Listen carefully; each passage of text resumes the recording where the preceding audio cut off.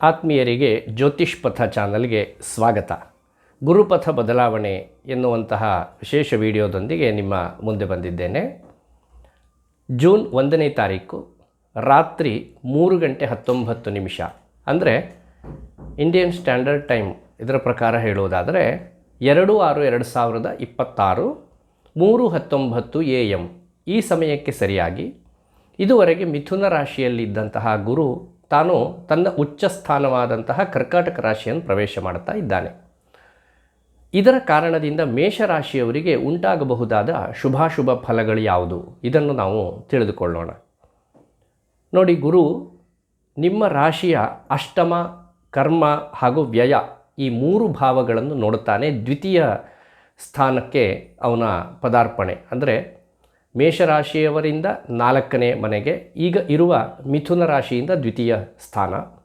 ಮೇಷರಾಶಿಯವರ ಶುಭಾಶುಭ ಫಲಗಳನ್ನು ನೋಡುವುದಾದರೆ ಬಹುತೇಕ ಅಶುಭ ಫಲಗಳು ಹೆಚ್ಚಾಗಿದೆ ಅಂತ ಅನ್ನಿಸಿದರೂ ಕೂಡ ಇವನು ಕರ್ಕಾಟಕ ರಾಶಿಯನ್ನು ಪ್ರವೇಶ ಮಾಡುವ ಕಾಲಕ್ಕೆ ಉಳಿದ ಗ್ರಹಸ್ಥಿತಿ ಇದನ್ನು ಅನುಸರಿಸಿ ಹೇಳುವಾಗ ಶುಭಾಶುಭ ಫಲಗಳ ಸಮ್ಮಿಶ್ರ ಫಲ ಎನ್ನುವಂಥದ್ದು ಕಂಡುಬರುತ್ತೆ. 2/6/2026 ಕರ್ಕಾಟಕ ರಾಶಿಯಲ್ಲಿ ಗುರು ತಾನು 31/10/2026 ಇಲ್ಲಿಯವರೆಗೆ ತಾನು ಚಲಿಸ್ತಾ ಇರ್ತಾನೆ. ಅಂದರೆ ಒಂದು ವರ್ಷ ಪರಿಪೂರ್ಣವಾಗಿ ಒಂದು ರಾಶಿಯನ್ನು ಸಂಕ್ರಮಿಸುವುದಕ್ಕೆ ಗುರುಗ್ರಹ ತೆಗೆದುಕೊಂಡರೆ ಈ ಪರಾಭವ ನಾಮ ಸಂವತ್ಸರದಲ್ಲಿ ಒಂದು ವಿಶೇಷ ಚಾರ ಅಂತ ಹೇಳಿದರೆ ಮಿಥುನ ರಾಶಿ, ಕರ್ಕಾಟಕ ರಾಶಿ ಹಾಗೂ ಸಿಂಹರಾಶಿ ಈ 3 ರಾಶಿಗಳನ್ನು ಅವನು ಸಂಕ್ರಮಿಸುವಂಥದ್ದು ಒಂದು ವಿಶಿಷ್ಟವಾದಂತಹ ಯೋಗ.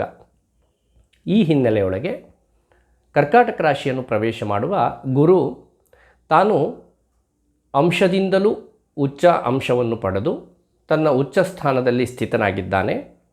ಆದರೆ ಚತುರ್ಥ ಸ್ಥಾನ, ಸುಖ ಸ್ಥಾನ, ಮಾತೃಭಾವ, ವಾಹನ ಸ್ಥಾನ ಇತ್ಯಾದಿಗಳನ್ನೆಲ್ಲ ಕಾರಕತ್ವವಾಗಿ ಪಡೆದಂತಹ ಆ ಮನೆಯಲ್ಲಿದ್ದರೆ ಮೇಷರಾಶಿಯವರಿಗೆ ಏನೆಲ್ಲ ಫಲಗಳುಂಟಾಗತ್ತೆ ಅಂತ ಹೇಳಿದರೆ, ಅನೇಕೈ ಕ್ಲೇಶ ಬಂಧು ಜನೋತ್ಥೈಶ್ಚ ಚತುರ್ಥೆ ಜೀವೇ ಶಾಂತಿಂ ಪೀಡಿತ ಚಿತ್ತಶ್ಚ ಸಂವಿಧೇನೈವ ಗ್ರಾಮೇನಾಪಿ ವನೆ ಮತ್ತ ಮಯೂರೇ.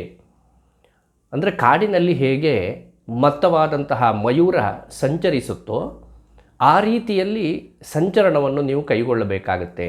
ಅಂದರೆ ಇದರ ಭಾವಾರ್ಥ ಹೀಗಿದೆ, ನವಿಲು ತಾನು ಗರಿಗೆದರಿ ಕುಣಿಯಬೇಕು ಅಂತಾದರೆ ಒಂದು ದಟ್ಟವಾದಂತಹ ಬಯಲು ಪ್ರದೇಶವಾಗಿರಬೇಕು. ದಟ್ಟವಾದ ಅರಣ್ಯವಾದರೆ ಅಲ್ಲಿ ತಾನು ಕುಣಿದರೂ ಕೂಡ ಅದರಿಂದ ಯಾವುದೇ ಪ್ರಯೋಜನ ಎನ್ನುವಂಥದ್ದು ಇಲ್ಲ. ಹೀಗೆ ಅನೇಕ ವಿಧವಾದಂತಹ ಕ್ಲೇಶ, ಬಂಧು ಜನರಲ್ಲಿ ವಿರೋಧ, ಹಾಗೆ ಜೀವದಲ್ಲಿ ಯಾವುದೋ ಒಂದು ಅಶಾಂತಿ ಅಂದರೆ ಮನಸ್ಸಿನಲ್ಲಿ ಯಾವುದೋ ಒಂದು ಅಶಾಂತಿ, ಇದನ್ನು ಎಲ್ಲೆಡೆಯಲ್ಲಿ ಎಲ್ಲರಲ್ಲಿ ಹೇಳಿಕೊಳ್ಳಲು ಆಗದಂತಹ ಸ್ಥಿತಿ ಮೇಷರಾಶಿಯವರದ್ದು. ಹಾಗೆ ಪದೇ ಪದೇ ದೇಹಪೀಡೆ ಎನ್ನುವಂಥದ್ದು. ಇನ್ನು ಇದೇ ಸಮಯಕ್ಕೆ ಸರಿಯಾಗಿ ಲಗ್ನದಲ್ಲಿಯೇ ಕುಜ, ನಿಮ್ಮ ರಾಶಿಯಲ್ಲಿಯೇ ಕುಜನೂ ಸ್ಥಿತನಾಗಿದ್ದಾನೆ. ಇದರ ಕಾರಣದಿಂದ ಜ್ವರ ಖಡ್ಗ ವ್ರಣಂಚೈವ ಭಾರ್ಯ ಬಂಧು ವಿರೋಧಕೃತ್ ಯಕ್ಷ ರಾಕ್ಷಸ ಪೀಡಾಚ ಜನ್ಮೇ ಭೌಮ ಫಲೇ ಭವೇತ್. ಇಲ್ಲಿ ತಮ್ಮ ದಶಾಭುಕ್ತಿಯನ್ನು ನೀವು ಗಮನಿಸಿಕೊಳ್ಳಬೇಕು. ಗೋಚಾರ ಫಲದಲ್ಲಿ ಹೇಳುವುದಾದರೆ ತೃತೀಯ ಸ್ಥಾನದಲ್ಲಿದ್ದಂತಹ ಗುರು ಚತುರ್ಥ ಸ್ಥಾನಕ್ಕೆ ಪ್ರವೇಶ ಮಾಡಿದ್ದಾನೆ, ಜನ್ಮರಾಶಿಯಲ್ಲಿ ಕುಜನಿದ್ದಾನೆ. ಇದರ ಕಾರಣದಿಂದ ದೇಹದಲ್ಲಿ ಯಾವುದಾದರೂ ಆಯುಧಗಳಿಂದ ಆಘಾತ ಉಂಟಾಗಬಹುದು, ಹಾಗೆ ಗಾಯ ಉಂಟಾಗಬಹುದು. ಆ ಗಾಯ ಮಾಗುವುದಕ್ಕೆ ಸ್ವಲ್ಪ ಸಮಯವನ್ನು ತೆಗೆದುಕೊಳ್ಳಬಹುದು. ಸ್ವಜನರಲ್ಲಿ ವಿರೋಧ, ಕೌಟುಂಬಿಕವಾದಂತಹ ಸಾಮರಸ್ಯದಲ್ಲಿ ಕೊರತೆ, ಹಾಗೆ ಕೆಲವರಿಗೆ ಯಕ್ಷ ರಾಕ್ಷಸ ಪೀಡಾಚ ಯಾವುದೋ ಒಂದು ಪೀಡೆ ಬಂದು ಆವರಿಸಿಕೊಳ್ಳಬಹುದು. ಇನ್ನು ಇದೇ ಸಮಯಕ್ಕೆ ದ್ವಿತೀಯದಲ್ಲಿ ರವಿ ಸ್ಥಿತನಾಗಿದ್ದಾನೆ. ಇದರ ಕಾರಣದಿಂದ ವಿತ್ತ ವಂಚನೆ, ಹಣಕಾಸಿನ ವ್ಯವಹಾರ ಮಾಡುವಾಗ ಬಹಳ ಜಾಗರೂಕರಾಗಿರಿ, ವಂಚಿಸಲ್ಪಡಬಹುದಾದ ಅವಕಾಶ ಹೆಚ್ಚಾಗಿದೆ. ಹಾಗೂ ನೇತ್ರಬಾಧೆ, ಕಣ್ಣಿಗೆ ಸಂಬಂಧಪಟ್ಟ ಹಾಗೆ ತೊಂದರೆ ಸಂಭವಿಸಬಹುದು. ಕೆಲವರಲ್ಲಿ ದೃಷ್ಟಿದೋಷ ಸ್ವಲ್ಪ ವಿಶೇಷವಾಗಿಯೇ ಕಾಣಿಸಬಹುದು. 3ರ ಬುಧನಿಂದ ಅರ್ಥಹಾನಿ ಮತ್ತು ಬುದ್ಧಿಜಾಡ್ಯ. ಪಂಚಮದ ಕೇತು ಪುತ್ರಪೀಡೆಯನ್ನು ಕೊಡ್ತಾನೆ. ಹಾಗೆ ನವಮದ ಚಂದ್ರನಿಂದ ವಸ್ತ್ರನಾಶ ಮತ್ತು ಕಲಹ. ಧನುರಾಶಿಯಲ್ಲಿಯೇ ಆ ಸಮಯಕ್ಕೆ ಮಾಂದಿಯು ಸ್ಥಿತನಾಗಿರುವುದರಿಂದ ಪಿತೃಭಾಗ್ಯಹಾನಿ ಎನ್ನುವಂಥದ್ದು. ಇಲ್ಲಿ ತಂದೆಗೆ ಭಾಗ್ಯಹಾನಿ ಎನ್ನುವಂತಹ ಯೋಗವಾದರೆ, ಕೆಲವರಿಗೆ ಜಾತಕದಲ್ಲಿ ಪ್ರಬಲವಾದಂತಹ ಯೋಗ ಇದ್ದು ದಶಾಭುಕ್ತಿಯು ಮಾರಕವಾಗಿದ್ದರೆ ತಂದೆಯನ್ನು ಕಳೆದುಕೊಳ್ಳಬಹುದಾದ ಒಂದು ಸಂಭವ. ಇನ್ನು ವ್ಯಯದ ಶನಿಯ ಕಾರಣದಿಂದ ಸರ್ವಶೋಕ ಅಂದರೆ 7.5 ಪ್ರಾರಂಭ ಹಂತದಲ್ಲಿ ಮೇಷರಾಶಿಯವರು ನೀವಿದ್ದೀರಿ. ಇದರಿಂದ ಕೈ ಹಿಡಿದದ್ದು ಮುಟ್ಟಿದ್ದು ಎಲ್ಲವೂ ಕೂಡ ಒಂದು ವಿಧವಾದಂತಹ ಸಫಲತೆ ಇಲ್ಲದೆ ವಿಫಲರಾಗುವಂತಹ ಒಂದು ಕಾಲಮಾನ. ಆದರೆ ಏಕಾದಶದ ರಾಹುವಿನಿಂದ ಅತ್ಯಂತ ಲಾಭವನ್ನು ನೀವು ಗಳಿಸುವಂತಹ ಯೋಗ ಇದೆ. ಹಾಗಾಗಿ ರಾಹುವನ್ನು ಹೆಚ್ಚು ಆರಾಧನೆ ಮಾಡಿ. ಗುರು ನಿಮ್ಮ ರಾಶಿಯಿಂದ ಅಷ್ಟಮ ಹಾಗೂ ಕರ್ಮ ಮತ್ತು ವ್ಯಯಭಾವವನ್ನು ನೋಡ್ತಾನೆ. ಈ ಗುರುವಿನ ದೃಷ್ಟಿಯ ಕಾರಣದಿಂದ, ಯಾಕೆ ನಾನು ಗುರುವಿನ ದೃಷ್ಟಿಯನ್ನು ವಿಶೇಷವಾಗಿ ಹೇಳ್ತಾ ಇದ್ದೇನೆ ಅಂದರೆ, ಗುರು ತಾನಿರುವ ಮನೆಯಲ್ಲಿ ಯಾವೆಲ್ಲ ಫಲಗಳನ್ನು ಕೊಡ್ತಾನೋ ಅದೇ ರೀತಿ ಅವನಿಗೆ ವಿಶೇಷ ದೃಷ್ಟಿ ಇರುವುದರಿಂದ ಆ ದೃಷ್ಟಿಯಿಂದಲೂ ಅನೇಕ ಫಲಗಳನ್ನು ಕೊಡ್ತಾನೆ. ಇದರಿಂದ ಗುರು ಭಾಗ್ಯವನ್ನು ಹಾಗೂ ಗುರು ಬಲವನ್ನು ನಾವು ನೋಡಬಹುದಾಗತ್ತೆ. ಈ ಹಿನ್ನೆಲೆಯೊಳಗೆ ನೋಡಿದರೆ ರಕ್ತ ಸಂಬಂಧಿಯಾದಂತಹ ದೋಷ ಕಾಣಿಸಿಕೊಳ್ಳಬಹುದು ಹಾಗೂ ಮಧುಮೇಹ ರೋಗ ಸಂಭವ, ಇದು ಸ್ವಲ್ಪ ಜಾಗರೂಕರಾಗಿ ಇರಬೇಕಾದಂತಹ ಸ್ಥಿತಿ. ಹಾಗೆ ಉದ್ಯೋಗಕ್ಕಾಗಿ ಧನವ್ಯಯ, ಕೆಲವರು ತಾವು ಇರುವಂತಹ ಉದ್ಯೋಗದಲ್ಲಿ ಬಡ್ತಿಯನ್ನು ಪಡೆಯುವುದಕ್ಕೆ ಅಥವಾ ಹೊಸತಾಗಿ ಉದ್ಯೋಗದಲ್ಲಿ ಸೇರ್ಪಡೆಗೊಳ್ಳುವುದಕ್ಕೆ ಒಂದಷ್ಟು ಧನವ್ಯಯ ಮಾಡುವಂತಹ ಯೋಗ ಇದೆ. ಹಾಗೆ ಕೂಡಿಟ್ಟಂತಹ ಹಣ ನಾನಾ ವಿಧವಾಗಿ ವ್ಯಯಗೊಳ್ಳುವಂತಹ ಕಾಲ. ಇನ್ನು ನಿಮ್ಮ ರಾಶ್ಯಾಧಿಪತಿಯಾದಂತಹ ಅಂಗಾರಕ ಚತುರ್ಥದ ಗುರುವನ್ನು ನೋಡ್ತಾ ಇದ್ದಾನೆ. ಯಾಕೆಂದರೆ ಕುಜನಿಗೂ ಒಂದು ವಿಶೇಷ ದೃಷ್ಟಿ ಇದೆ. ಆ ದೃಷ್ಟಿಯ ಕಾರಣದಿಂದ ವಾಹನ ಮತ್ತು ಭೂಮಿ ಖರೀದಿ, ಗಮನಿಸಿ, ಇದು ಒಳ್ಳೆಯ ಯೋಗ. ವಾಹನವನ್ನು ಮತ್ತು ಭೂಮಿಯನ್ನು ತೆಗೆದುಕೊಳ್ಳುವಂತಹ ಯೋಗ. ಆದರೆ ವ್ಯವಹಾರದಲ್ಲಿ ಅತ್ಯಂತ ಜಾಗರೂಕ ಆಗಿರಬೇಕು. ಯಾಕೆಂದರೆ ಅದರಲ್ಲಿ ವಂಚನೆಗೊಳ್ಳುವಂತಹ ಸಾಧ್ಯತೆ ಇದೆ. ಹಾಗಾಗಿ ವ್ಯವಹಾರದಲ್ಲಿ ಚತುರರಾದರೆ ವಾಹನ ಮತ್ತು ಭೂಮಿ ಇದನ್ನು ಖರೀದಿ ಮಾಡುವುದಕ್ಕೆ ಸುಕಾಲ.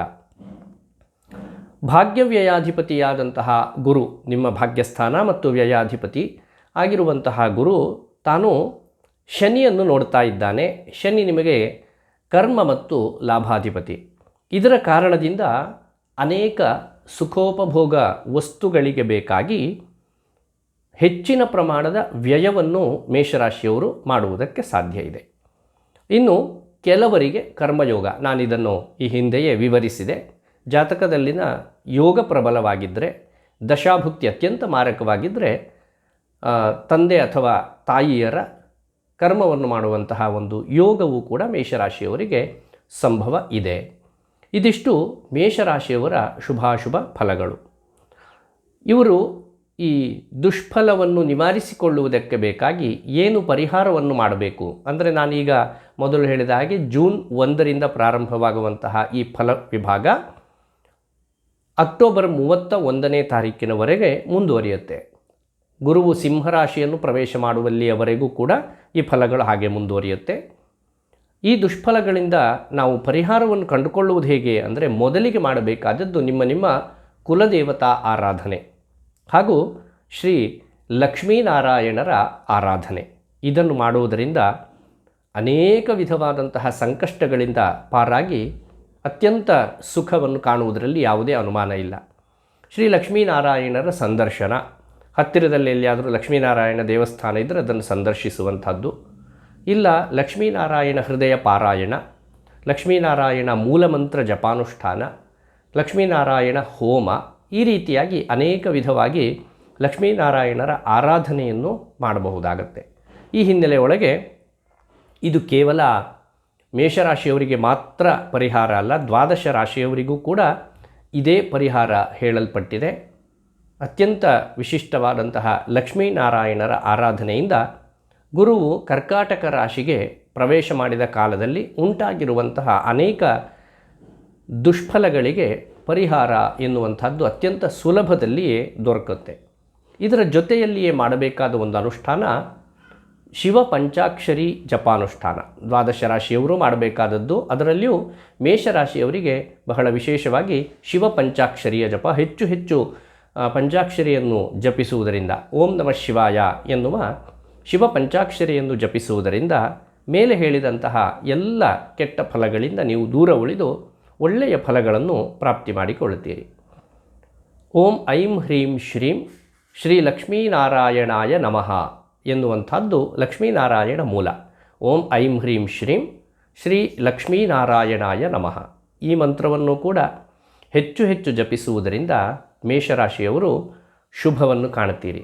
ಈ ರೀತಿಯಾಗಿ ಗುರುವು ಕರ್ಕಾಟಕ ರಾಶಿಯನ್ನು ಪ್ರವೇಶ ಮಾಡಿದ ಕಾಲದಲ್ಲಿ ಹೇಳಬಹುದಾದ ಶುಭಾಶುಭ ಫಲಗಳು, ಹೇಳಿದಂತಹ ಪರಿಹಾರವನ್ನು ಸರಿಯಾದಂತಹ ರೀತಿಯಲ್ಲಿ ಶ್ರದ್ಧಾಭಕ್ತಿ ಸಮನ್ವಿತರಾಗಿ ಆಚರಣೆಯನ್ನು ಮಾಡಿ ನಿಮಗಿರುವಂತಹ ದೋಷವನ್ನು ನಿವಾರಣೆ ಮಾಡಿಕೊಳ್ಳಿ ಎನ್ನುವುದಾಗಿ ಹಾರೈಸ್ತಾ, ಕರ್ಕಾಟಕ ರಾಶಿಯನ್ನು ಪ್ರವೇಶ ಮಾಡುವಂತಹ ಗುರು ನಿಮಗೆ ಉತ್ತರೋತ್ತರ ಶ್ರೇಯಸ್ಸನ್ನು ಅನುಗ್ರಹಿಸಲಿ ಎನ್ನುವುದಾಗಿ ಹಾರೈಸ್ತೇನೆ. ಧನ್ಯವಾದಗಳು. ಶುಭಮಸ್ತು.